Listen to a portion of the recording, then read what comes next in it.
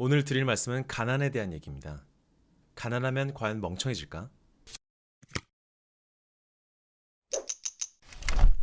왜 누구나 그런 적이 있잖아요. 써야 될 돈이 굉장히 많고 정작 주머니에 돈이 별로 없을 때 굉장히 잘못된 의사결정을 하거나 굉장히 갑갑하고 정신이 없을 때 그럴 때 있죠. 저는 어릴 때 그럴 때가 굉장히 많았던 것 같아요. 돈이 있었으면 혹은 자원이 있었으면 훨씬 더 현명한 의사결정을 할 수 있었을 것 같은데 돌이켜보면 그 당시에 가난하고 너무 다급해서 잘못된 의사결정들을 계속했던 거죠. 이에 대해서는 사회적 이론이 굉장히 많이 있는 것 같습니다. 그죠? 저희가 집중해야 될 것은 어디까지가 사실이고 우린 그걸 어떻게 받아들여야 되느냐. 개개인의 재무적 의사결정을 할 때는 어떤 식으로 이 이론들을, 이 사회적 현상들을 해석하고 받아들여야 되느냐 하는 문제가 우리에게 중요한 이야기인 것 같습니다. 가난한 사람들이 더 잘못된 의사결정을 하고 있다는 사회적 증거는 굉장히 많습니다. 더 나쁜 음식을 먹고, 더 나쁜 투자를 하고, 담배도 많이 피고, 술도 더 많이 먹고, 훨씬 덜 건강한 삶의 방식을 취하고 있다는 거죠. 심지어 영국의 수상이었던 마가렛 대처는 가난은 인품의 문제다 이런 얘기를 했습니다. 굉장히 잔인한 얘기죠. 근데 실상은 전혀 아니라고 생각합니다. 이에 대해 굉장히 놀라운 논문이 하나 있는데요. 아난디 마니의 논문입니다. 내용인즉슨 미국에서 뉴저지였던 걸로 기억하고 있는데요. 가난한 사람들한테 자동차 수리비가 많이 나온 상황들을 산정을 하고 그 다음에 단순히 IQ 테스트를 해본 거예요. 부자들에게도 똑같은 방식으로 수리비가 많이 나온 경우, 수리비가 적게 나온 경우로 나눠서 해봤습니다. 가난한 사람들은 수리비가 적게 나왔을 때는 IQ에 전혀 문제가 없어요. 하지만 수리비가 좀 높게 나왔을 때는 IQ가 상당폭 떨어지는 것으로 나와요. 부자들은 아무런 영향을 받지 않았고요. 무슨 얘기냐? 굉장히 재밌는 얘기거든요. 우리가 눈앞에 있는 굉장히 자원이 희소한 급박한 결정들을 할 때 우리가 주위 환경을 바라볼 수 있는 인지 능력이나 사고 능력이 조금은 떨어진다는 거죠. 우리 개개인의 경험들과도 굉장히 일관적이에요. 그죠? 우리가 굉장히 급한 일이 있을 때 점점 정신이 없어지는 그런 구간이 오잖아요. 마찬가지입니다. 더 나아가서 이 학자들이 무엇을 조사했냐면요. 인도에 가서 사탕수수 농부들을 조사를 했어요.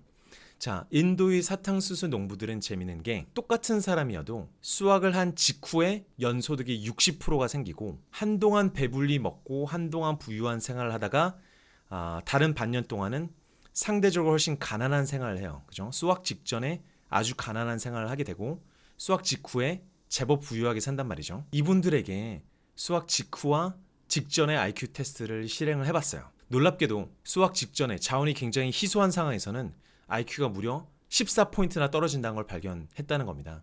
즉 똑같은 사람이어도 가난한 구간에서 인지 능력이 떨어지고 여러 가지 복잡한 문제를 풀 수 있는 능력들이 떨어진다는 거예요. 이게 가난의 심리학입니다. 가난의 심리학. 그리고 우리 모두는 아주 많은 사례를 통해서 이 심리학을 정확히 이해하고 있어요. 우리가 더 배가 고플 때, 무언가가 부족할 때, 주머니에 돈이 없을 때, 차비가 아슬아슬할 때 생각이 멎기 시작하는 그런 현상들이죠. 마찬가지로 재무적으로도 조금 모아둔 돈이 없을 때, 세이프티넷, 비상금이 없을 때, 노후를 준비한 돈이 부족할 때 훨씬 잘못된 의사결정들을 할 확률이 훨씬 높아집니다. 자녀들이 교육도 마찬가지고요. 우리 스스로의 교육이나 자기개발도 마찬가지입니다. 장기적인 것들을 계획을 할 수 없게 되고요. 당연한 거죠. 눈앞에 굉장히 위기 상황이 닥쳤으니까요. 그리고 단기적이고 미시적인 것만 자꾸 생각하게 되는 겁니다.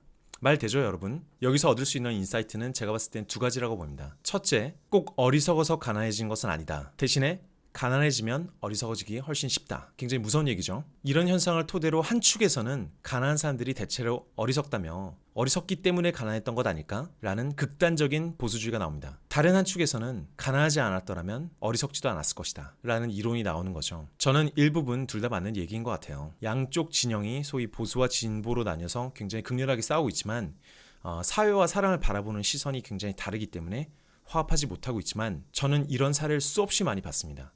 가난했을 때 어리석다가 조금 자원의 여유가 생겼을 때 훨씬 고도의 생각을 할 수 있게 되는 게 인간의 본성인 것 같아요. 사례들은 끝도 없습니다. 보통 회사에서 빚이 많은 사람 혹은 당장 급한 일이 생긴 사람을 보면 그게 개인적인 일이든 사내에서 일이든 보통 여유가 하나도 없어요. 정신이 하나도 없고 심지어는 실수도 많이 하고 자칫하면 굉장히 잘못된 의사결정을 내리기도 쉽습니다. 저도 주머니에 돈이 없을 때 이런 실수를 굉장히 많이 했었고요. 트레이더들은 100% 곡간이 차 있어야 매매를 더 잘할 수 있다고 믿어요. 곡간이 적어졌을 때 무슨 얘기냐? 손실이 별로 좋지 않을 때, 손실이 많이 났을 때 반드시 나쁜 결정을 내리기 훨씬 쉽다는 거예요. 훨씬 냉정하지 못한 결정들을 내리고 맙니다.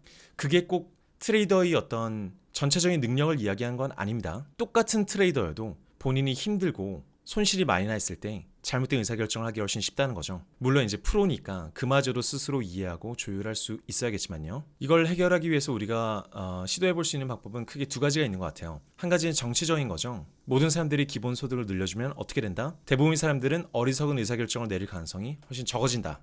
두 번째는 우리가 직접 부의 심리학을 알리고 개개인으로서 이런 상황에 처하지 않도록 노력을 하고 주위 사람들도 도와주는 방법이겠죠. 우리가 민간인으로서 노력을 하는 방법이 있을 겁니다. 자, 이것도 마찬가지로 두 가지 케이스가 있을 것 같아요. 실제로 가난해지거나 실제로 가난하더라도 우리가 풍족한 마음을 유지하는 것, 어리석어질 수 있는 마음 자세를 좀 피하도록 노력하는 것, 주위의 기회들을 좀 더 열린 마음으로 살펴볼 수 있는 것.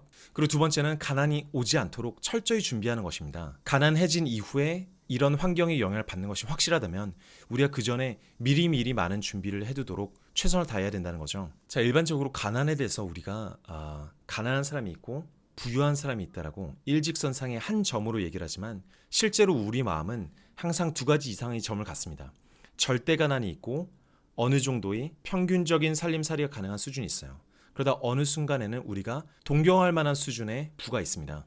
이걸 하나의 틀로 나누게 된다면 무슨 문제가 있냐면 가난한 사람과 가난하지 않은 사람을 양분하게 됩니다. 제 생각에는 우리 모두가 좀 더 어리석어지기 쉬운 가난에서 벗어나고자 노력을 해야 되고 또 한편으로는 동경할 수 있는 삶까지 굉장히 큰 경제적 자유의 상황까지 가기 위해서 사회가 그런 자극과 격려, 동기부여를 해줄 수 있어야 하는 것이 둘 다 사실인 것 같아요.